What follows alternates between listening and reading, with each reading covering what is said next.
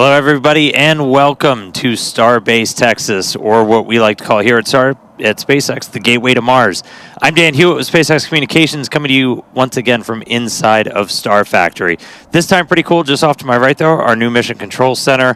Engineers are on console, monitoring all the systems, as we are counting down right now to liftoff of the 10th Starship flight test. As you look at the rocket, you can tell prop load is underway. Our T0 right now is set for 6:59 p.m. Central Time. We've been dodging around some weather that is currently the biggest threat to a launch today, as we're at about 70% probability of violation to liftoff. So we're looking at those clouds closely, but not tracking any technical issues on the vehicle. Today's objectives, particularly with the ship, going to look pretty similar to the last flights, the last several launches. We're planning to deploy Starlink simulator satellites and fly a whole range of experiments during Starship's re-entry, really trying to test the limits of its heat shield, the flaps, learn as much as possible as we build towards a fully reusable heat shield. We're looking to do a controlled descent, targeted soft splashdown in the Indian Ocean, so hopefully seeing Starship on the other side of the planet today.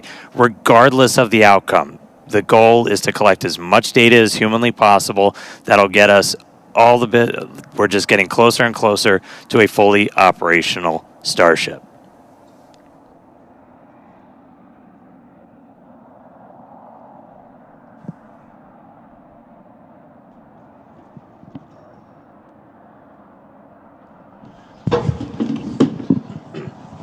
Bill and I are just going to end this live cast. All right, so add a little flavor. Yeah, right now we're counting down, but we're about to launch the largest flying object ever made.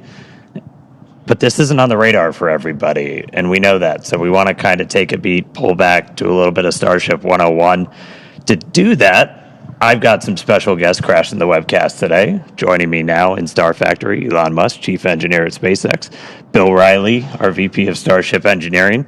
Thanks for being here, guys. I know we got a rocket about to get off the pad, but let's start people off like high level. Like, why are we here? What the hell are we doing here? Well, I don't know about everybody, but I'm here to try to build into the future that I imagined and dreamed of as a child, where starships with people are out among the stars exploring the universe. Yeah, so the why, it's always important to explain the why of things. And the why of Starship is that we want to be a multi-planet species to extend consciousness beyond Earth, I think for two main reasons. One is to ensure the long-term survival and prosperity of life as we know it in consciousness, which if we are a multi-planet species and ultimately a multi-stellar species out there among the stars, the probability of survival is much, much longer. That's kind of the, defensive aspect or life insurance for life collectively. But then there also need to be things that are inspiring and exciting and that give you reason to live. Life cannot just be about solving one tragic problem after another. There must be also reasons to get up in the morning and be excited about the future. And a future where we are a spacefaring civilization is infinitely more exciting than one where we are not. And we're doing it all pretty unique location. I mean, the pad's behind us. We got rocket on the tower. We got another tower with it. We're sitting inside Star Factory. And I mean, it wasn't like this for very long. This is all pretty brand new. Yeah, I think we moved Starship here in about the early part of 2019. So we've been coming that entire time and seeing the site evolve from a double-wide trailer and a tent where we built Starhopper to the first suborbital test flights. And now we have behind us two towers for the first time as we build towards the first operational flight from the second tower at the end of this year. And this beautiful building, 1,000,000 square feet, where we're able to work towards a production line of Starships. Yeah, the SpaceX team has done an incredible job of building out really the most advanced rocket manufacturing facility that has ever existed. This is far beyond any rocket fabrication facility that has ever been built. This is essentially alien-level technology, and it was all built here basically down by the Rio Grande River and close to the beach. It's an incredibly improbable location, and this used to be a sandbar. I think we're about, 3 feet or about a meter above sea level. it really was nothing. If you see the time lapse from Sandbar to two launch towers and a gigantic rocket factory with high bays, and we're going to be building something called the Gigabay, which is like one of the largest enclosed volumes on Earth. So it's sort of like a gigantic Borg cube that we're going to be building here for building and storing these gigantic rockets. It's really spectacular, and anyone can come and visit. So because we're on a public highway, and we're literally by a public beach, you can actually come and see the rocket. You quite close up. I mean, you can drive past it, and you can also look at the factory. And anyone can do this from anywhere in the world. So you can come and visit and check it out. So I think it's pretty cool that it's Just not right now. Just not right now. Just not right now. Obviously not when we're launching because there's some safety issues. But the rocket's often just sitting on the pad without any propellant in it, and then you can just come here and visit. It's very easy. Yeah, I think it's a really special place. Yesterday, the ship went down the road behind us, and I saw families outside on Sunday going for their Sunday stroll, and they were greeted by Starship going down. And I think that from the very beginning, the thing about Starship different than Falcon and other rockets that I'm aware of is we designed it to be mass-produced at scale. And it's not about building one Starship and getting to orbit once. It's about doing it in a sustained and rapid way. Yeah, we're aiming for ultimately thousands of ships to be built per year, which is what's needed in order to construct a city on Mars that is self-sustaining. And the major fork in the road of destiny will be when the Mars city is capable of surviving, even if the resupply ships from Earth stop coming for any reason. And that reason could be something cataclysmic, or it could be that that civilization simply subsided. There's always this debate throughout history of will civilization end with a bang or a whimper. But either way, if the critical thing is to get to the point where Mars is self-sustaining and can survive even if the resupply ships stop coming for any reason, which means that you need to build an entire base of industry on Mars in order for Mars to survive. For example, it's not simply enough to build a chip, like a computer chip factory, but you need the ability to build computer chip factories. So this is going to really take a lot of tonnage. I mean, my guess is at least 1 million tons to the surface of Mars, and maybe it takes less than that, but it's going to be a lot. But this is a very exciting future. It's one which will ensure the long-term survival and prosperity of life and consciousness, and it's the critical stepping stone to get from this solar system to other star systems, and perhaps go out there and explore, and perhaps we'll encounter alien civilizations that maybe they're alive now, or maybe they enjoyed a period of prosperity for millions of years, but also died out millions of years ago. So it's humbling to think of the age of the universe, according to the standard model of physics, being approximately 13.8 billion years old. So an incremental million years would be 3 digits past the decimal point. And if you look at, say, our civilization and measure our civilization by the first evidence of writing, which is about 5,500 years ago, civilization as measured from the first writing is only 1/1,000,000th of Earth's existence. Or blip. Yeah. Yeah. Flash in the pan so far. Yeah. Well, we're getting some cool shots. Rocket out on the pad right now.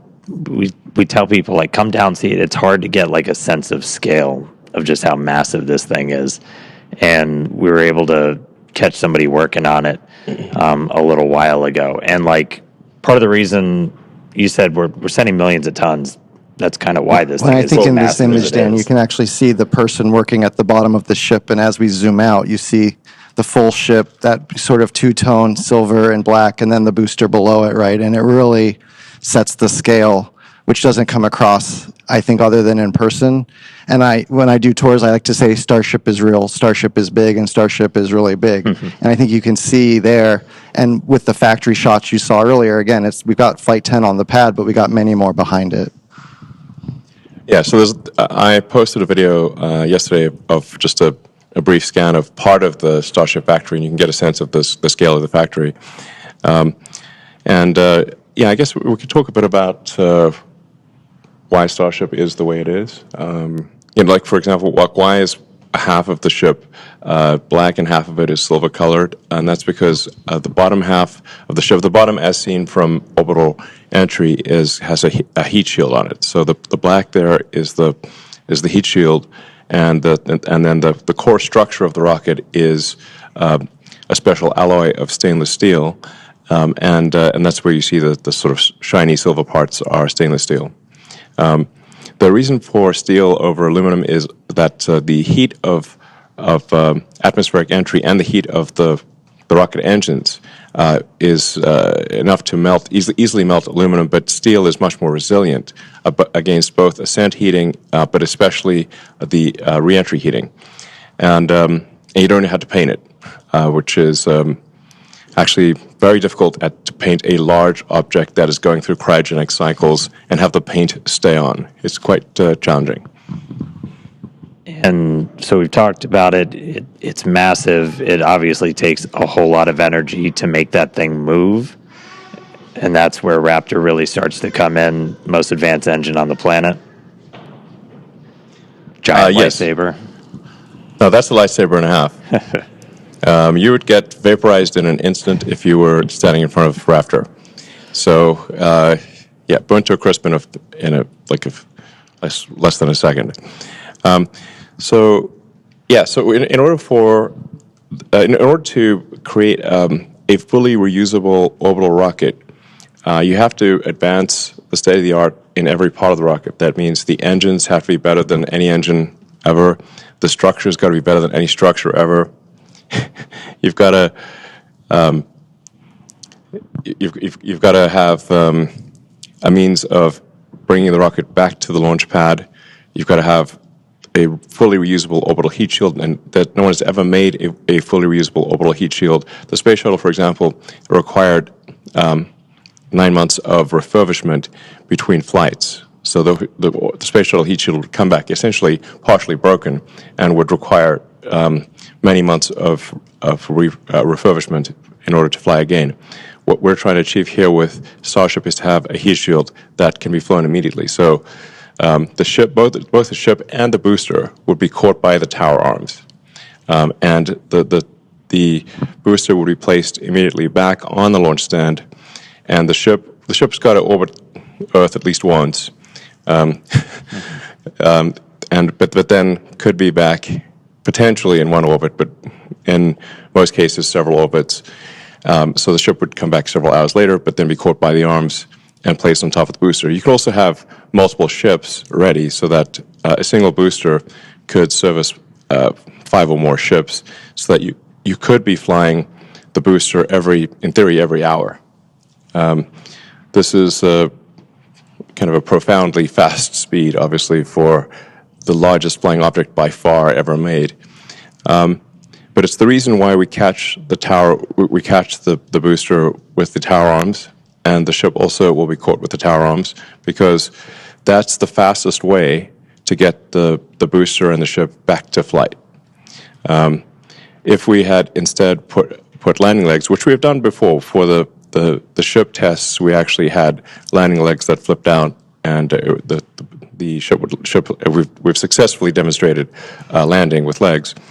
But if you do that, if we were to do that with the booster and the ship, here we'd have to land somewhere else with the legs, then lift the rocket, stow the legs, transport the rocket back to the pad, which is very unwieldy when you've got a gigantic thing. Then it would be picked up by these tower arms and placed in the launch mount.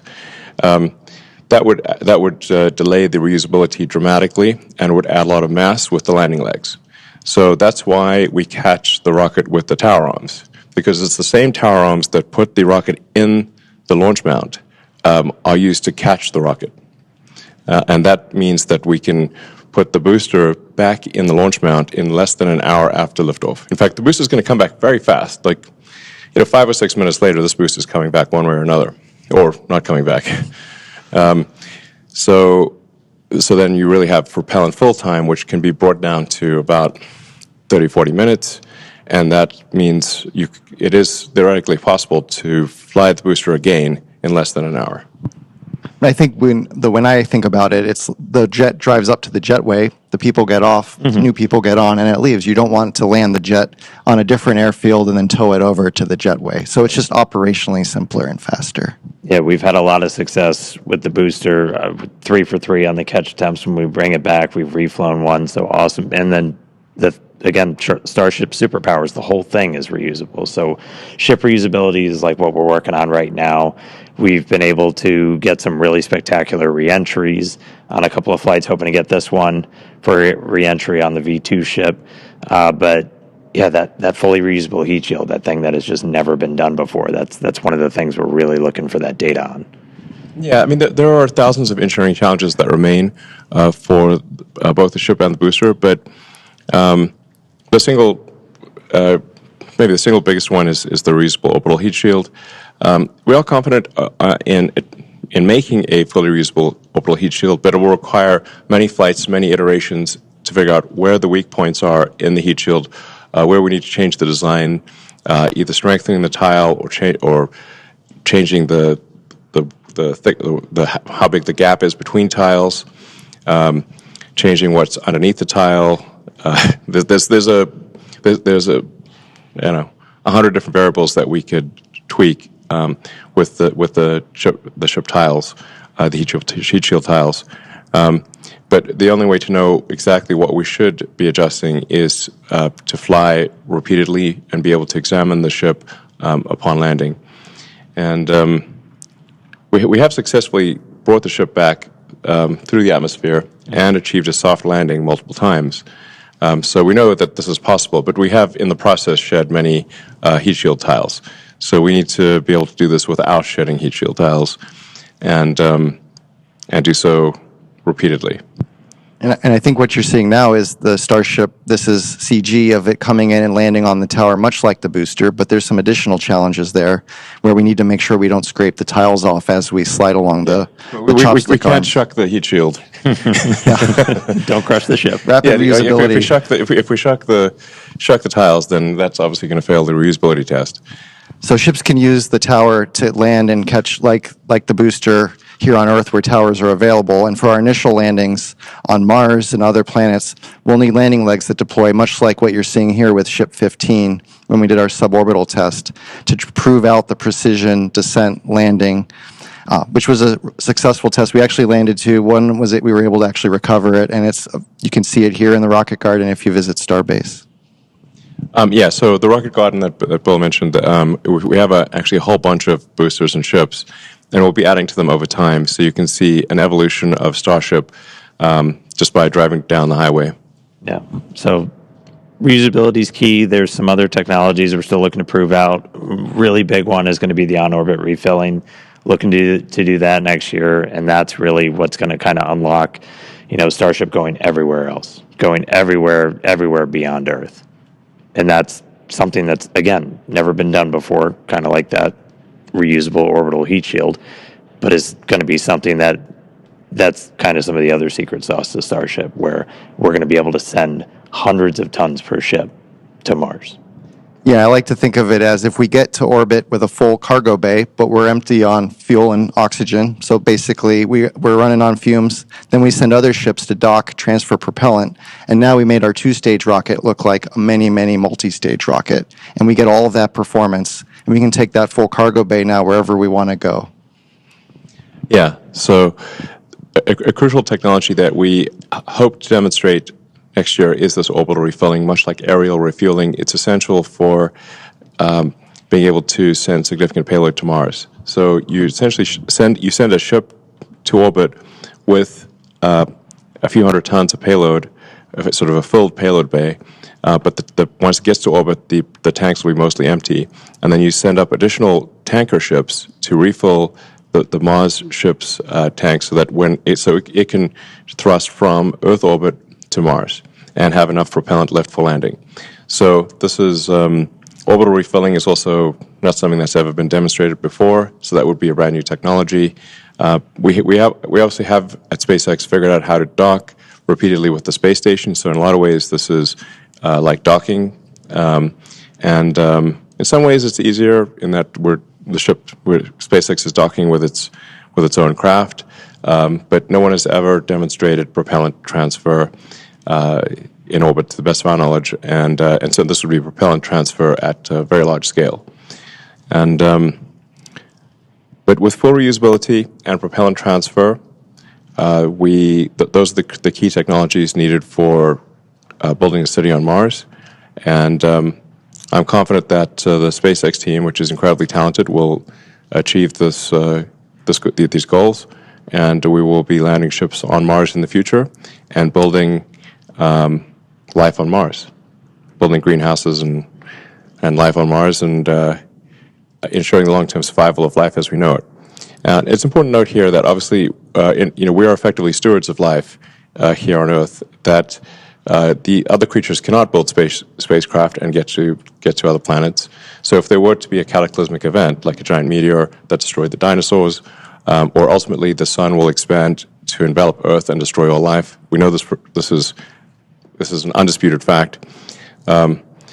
Then if we don't take life to another planet, life will be destroyed. So it's incumbent upon us to ensure that we do bring life to other planets and ensure the long-term survival of life as we know it on planet Earth. And I mean, aside from that, there's so much that Starship unlocks by being able to do these things. Like, we'll be able to go to Mars, but there are other just transformational things by being able to take that many people, that much stuff to space for that much less money. Yeah, I mean, I think like understanding our planet better, being able to move people around the planet, make it feel smaller and more accessible. You could go anywhere on the Earth, in less than 40 minutes, basically, in terms of flight time. So I really do see Starship as being this thing that can connect us, just like Starlink connects our information. This can connect us more physically. Yeah. So there's really nothing faster than a rocket. Really, an orbital rocket is the fastest thing that we know of of the fastest means of transport. So, like, you could go from LA to Sydney in less than half an hour. You could go LA to Tokyo in less than half an hour. You could go from New York to Singapore in half an hour. Everything's probably half an hour, basically. Some things might be 10 minutes. Yeah, that's true. I mean, yeah, sign me up for that, please. All right, cool. Across the Atlantic in 10 minutes, no problem. Please, yes, sign me up. You're going 25 times the speed of sound, so that's 30 times faster than a commercial aircraft. And it's a whole hell of a lot better view. Yeah, it's a hell of a view. Yeah. All right, cool. Anything else, guys? Anything else you're really excited about we could coming say out? a lot more. Yeah. Maybe we should go check in on the rocket and get on All right, console. we're going to go back on console to hopefully the weather supports a launch tonight. Thanks for tuning in, and thanks for your support. Thanks for crashing, guys. All right.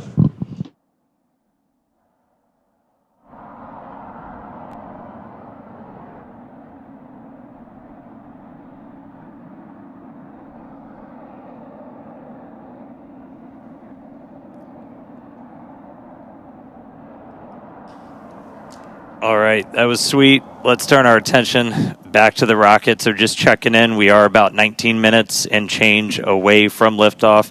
As I said right at the top, weather is going to be our primary concern. We were tracking some anvil clouds. We're hopefully clearing that on the range soon. We are not currently tracking any hardware blockers to launch, but we'll continue to follow along. If anyone was following along yesterday, we actually didn't even get into our webcast as we had a leak on one of the hoses feeding the liquid oxygen into the ship through its quick disconnect. We were able to replace that this morning. Team did an incredible job, got us into an attempt today. All right, joining me now for the rest of the day is Amanda Lee. Hi, Amanda. Thanks, Dan. I'm super excited to be here. Let's just get right into it. Yeah, a whole bunch has happened to get us to today's flight, our 10th flight test. Let's look back at Starship's 9th flight test in May. That did end with a rapid unscheduled disassembly on the ship and the booster. Flight 9 marked the first reflight of a super heavy booster. We saw successful stage separation and the first ever deterministic flip, which gives us extra performance. The reused booster was flown at a much higher angle of attack to push the envelope on capabilities, which ended up causing some internal structural failure, eventually leading to a rapid unscheduled disassembly at landing burn. Yeah, ship continued its ascent. We did see pressure drop in its main fuel tank and rise in the nose cone. We just had a camera view. We actually caught the failure on camera in the fuel pressurization system. Ship was able to complete its ascent, though, achieved its planned velocity and second stage engine cutoff. After that, though, we did run into some issues with attitude control, which led us to skipping the payload deploy and Raptor relay demos. Starship eventually re-entered the atmosphere in an off-nominal attitude, and communication was lost approximately 46 minutes into the flight test during entry, but of course not before one heck of a light show. Yeah. That booster rud was caused by higher than predicted forces on its structure, specifically that internal fuel transfer tube, as we were doing a higher angle of attack experiment. To fix that for remaining flights with this version of the booster, including the one behind us, we're just going to lower that angle of attack. We're relaxing those forces, and that minimizes the likelihood of structural failure. And over on the ship side, we redesigned the part of the fuel pressurization system that failed on Flight 9, put it through a more rigorous test campaign, and after subjecting it to flight-like stresses, it did successfully run for more than 10 times the expected service life with no damage, so great test results there. Our goal is always to make it through all of the objectives we set, but any result that teaches us more about Starship performing in the real-world environment helps us to make those targeted iterations and improve quickly. Yeah, that's how SpaceX developed our first rocket, Falcon 1. That's the same philosophy we used to develop Falcon 9, which has passed 100 flights just this year and 500 flights overall. Yeah, incredible milestone for Falcon, and again, the way they got there was to launch, learn, and repeat.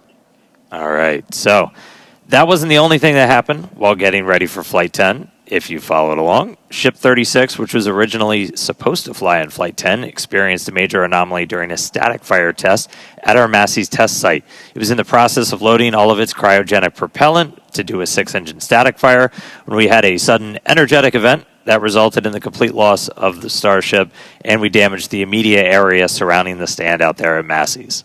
The most likely root cause was identified as undetectable or under-screen damage to a composite overwrapped pressure vessel, or COPV, in Starship's payload bay section.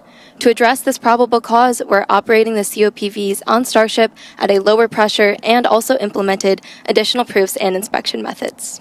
Meanwhile, though, keep our launch schedule up, got to keep testing. The team was able to pivot and use the launch pad, the one we're on today, to do ship static fire tests. It was the first time we've ever done that. Doing that retrofit was the fastest path to get back to launch. Team was able to engineer a solution where we used a transport ring to mount the ship, routed a whole bunch of extra hoses and everything to load propellants. They knocked that out in just a matter of weeks, where we had 2 static fires on the orbital mount. Yeah, very impressive turnaround there, getting to these static fires. These static fires gave us the data we needed to progress to launch and are a prime example of our engineer and technician teams working to build creative solutions to keep us charging forward to eventually bring Starship online. And even while doing all of this, we're in the process of rebuilding the test stand out at Massey's to get ready for the next generation of Starship version 3. So right now, though, we are still on track. We're looking about 14 minutes away. Again, our T0 is at 6:59 p.m. Central. While we still have a couple of moments, though, let's toss it over to Chris, who's getting ready to watch the launch out in California. How's it going, Chris? Hey, Dan and Amanda, it's going great, and welcome everyone to the Tesla Diner here in Hollywood, California. For the first ever public showing of a SpaceX webcast, it's been great to see the webcast up here on the big screens at the diner.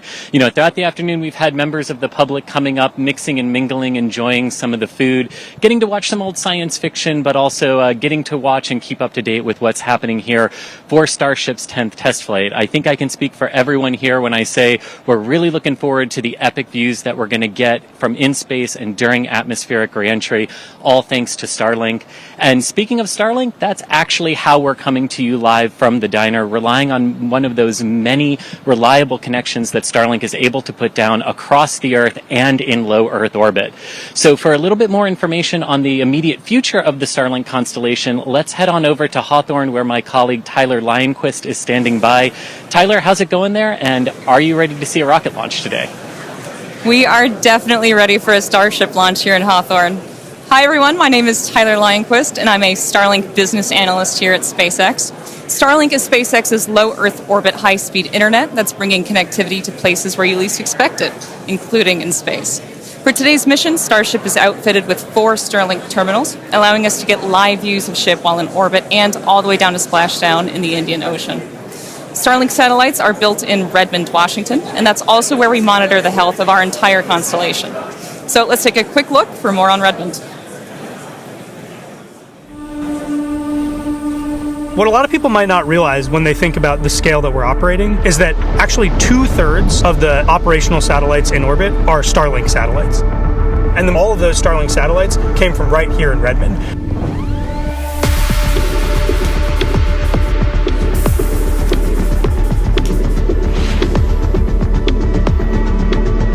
We've currently got a constellation of over 8,000 satellites that are flying around in orbit. So they're working together to fill out the whole surface of the Earth, make sure everywhere can have service. So we have these laser links that are connected between the satellites, so each satellite can pass data from one to the other. That is what allows us to have these hundreds of gigabit links between satellites, and that's what allows us to connect every corner of the Earth to high quality, high speed, low latency internet.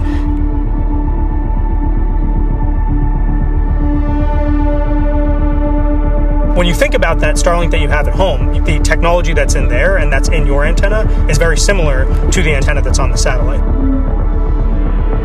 We use what are called phased array antennas, which is a fancy way of describing an antenna that's made up of many little antennas that work together in order to direct their energy to a specific spot on the ground without a motor. Generally, satellite manufacturing is a very slow process. It takes people weeks or months to build a satellite. At SpaceX, we iterate very fast, and we have learned how to build satellites at the 70 sats a week rate.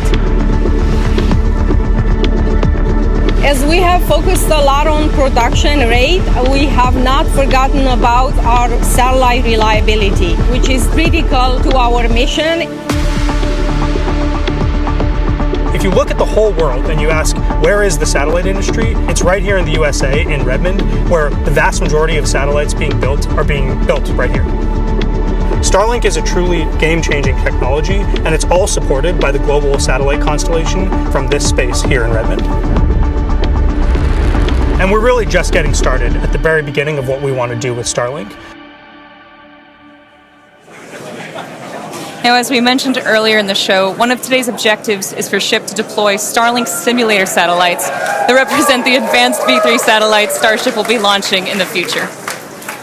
And as you can see here, once Starship reaches a nominal orbit, the payload door will slowly begin to open to prepare for deployment. The Starlink satellites will be dispatched relatively quickly, one at a time, very much like a Pez dispenser. They'll be situated in one long stack, taking up as little space as possible, allowing for an efficient deployment sequence. And once a set of Starlinks is deployed, the next set advances and deploys until they are all drifting away from Starship to prepare for their on-orbit life. Each Starlink V3 launch on Starship is planned to add 60 terabits per second of capacity to the Starlink network. That's more than 20 times the capacity added with every V2 mini launch on Falcon 9. So we're talking about a massive increase in performance all around, which will ultimately enable Starlink to serve as the communications backbone of the missions to the Moon and to Mars. But for now, we're going to turn it back over to the team at Starbase. Hey, Dan and Amanda. Hey, thanks, Taylor. So, quick update for everybody. So weather is still the main thing that we're watching. We are currently red on the range, hoping to clear that anvil rule any moment now. That's really the only thing blocking us at the moment. Vehicle's good, pads ready to go. All of our checkouts have been really smooth today after that repair work that we did this morning after we had to abort out yesterday. So we're looking at the weather. That's the thing we're really paying attention to right now. Meanwhile, prop load is still ongoing. We started loading prop at about T-minus 53 minutes, beginning with ship fuel, ship blocks, booster fuel, and finally booster locks began loading at about T-minus 35. We'll continue loading prop until just about 3 minutes before liftoff, and ship will conclude first, and then 30 seconds later, booster will finish up. Yeah, so bottom line, we're looking great in the vehicle. We're looking really good on the range. We're just really watching that weather. So we're still waiting to hear that that's clear. That's the only thing that could potentially stop us today.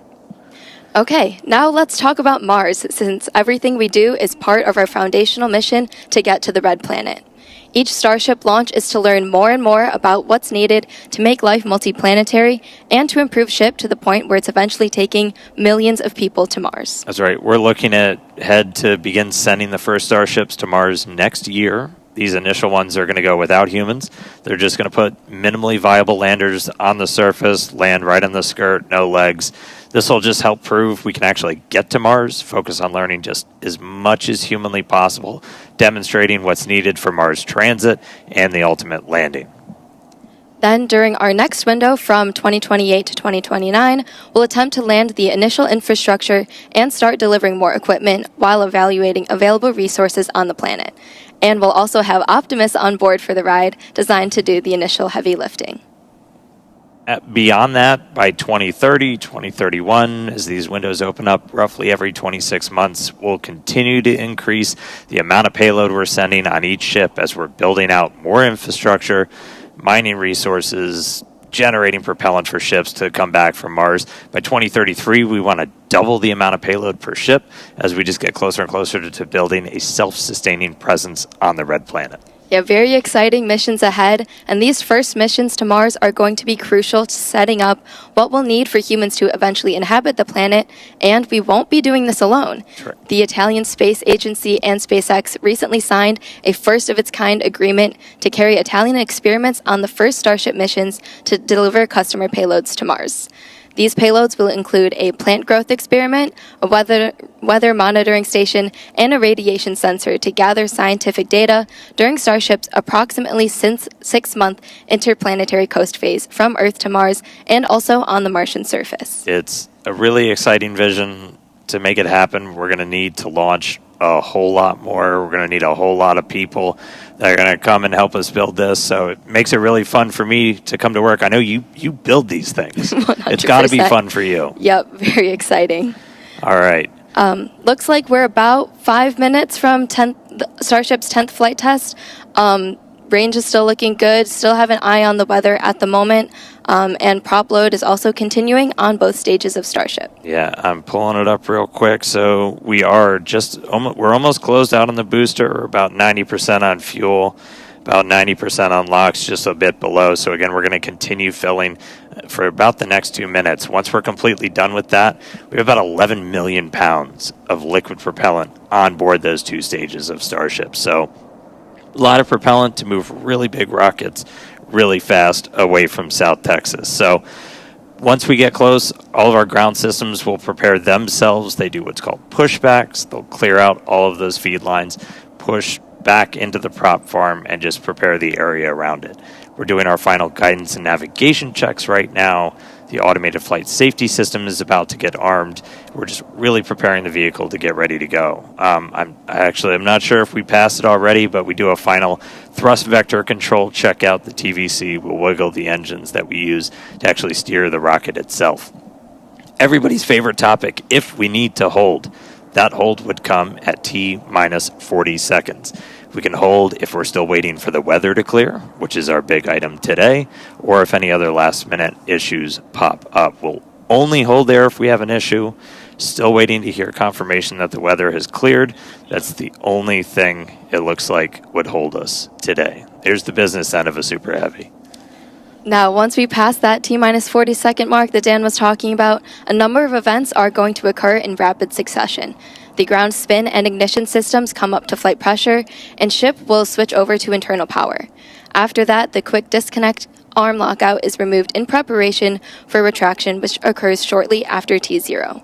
And once we pass that T-minus 40-second mark, we do still have the ability to then recycle the count under certain conditions back to T-minus 40 seconds and hold there to assess what happened, and if we can proceed again back to liftoff. Yeah, we hope that doesn't happen, but it has previously. I promise not to psych anybody this time. We do have some kind of points of no return. Once the water starts flowing out of that flame deflector under the launch mount, that happens just a little after T-minus 10 seconds. If that triggers and then we hit a hold, that would be a scrub for the day. We have to refill the water tanks, can't turn it off, got to refill prop, all that stuff. So that's kind of the major watch item. You'll see a big splash under the launch mount, and if we see that go and then you hear a hold, that would mean that we're done for the day. But not.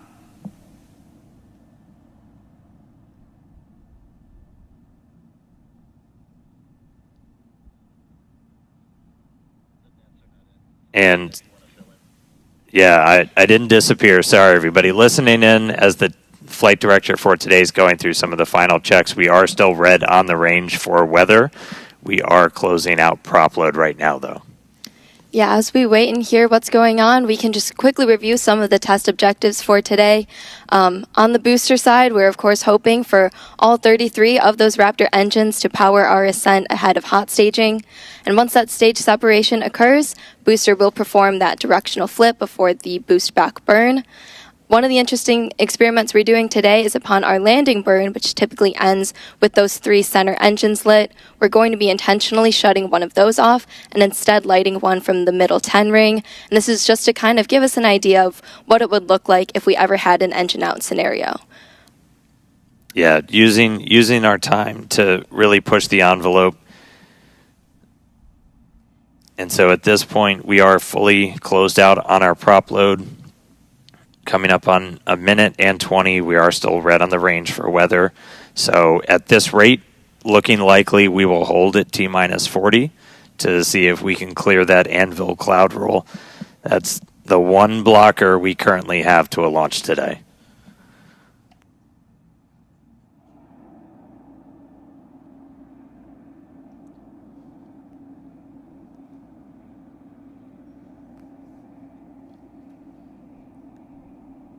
All right, and we did just get confirmation, so we are expecting to hold at T-minus 40.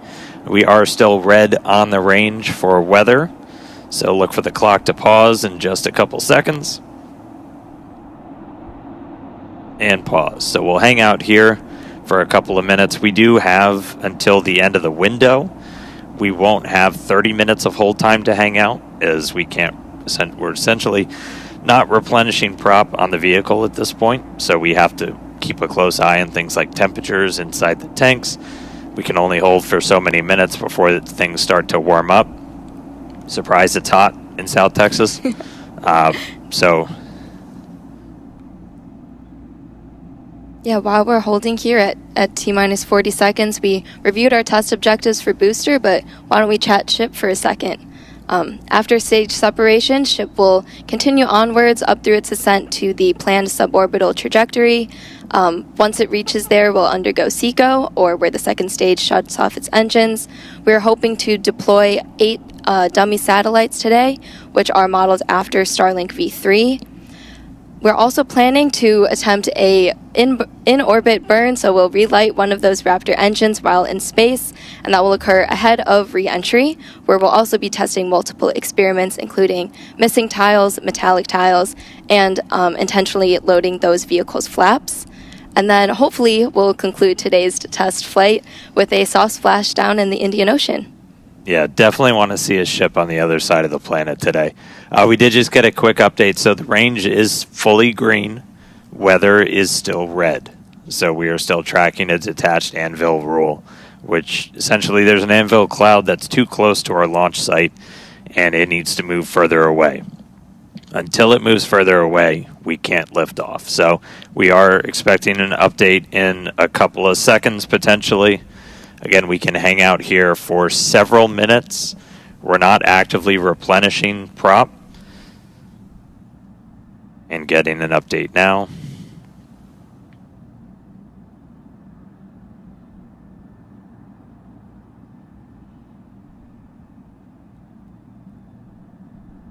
And we're getting a weather update right now.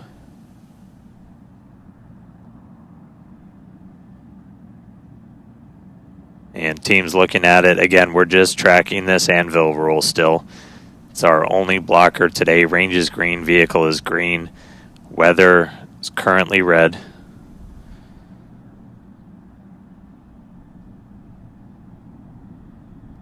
All right, and sad voice coming in. We did just hear that we are still going to be red. So at this point, we are essentially transitioning this to be a wet dress. So wet dress is when we fully load prop on board the rocket. So we are going to see the clock probably start up again. But once they get down to 10 seconds, they're going to abort out, and then we will be done for the day. So, sad news, not going to launch today.